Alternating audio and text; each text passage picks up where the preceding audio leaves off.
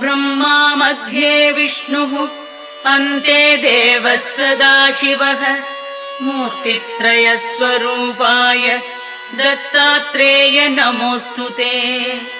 भोगालयाय भोगाय योगयोग्याय धारिणे जितेन्द्रिय जितज्ञाय दत्तात्रेय नमोऽस्तु ते।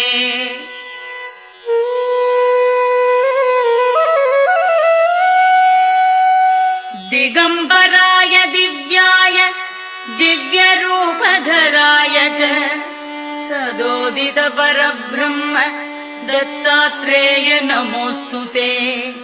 जम्बुद्वीपे महाक्षेत्रे मादापुरनिवासिने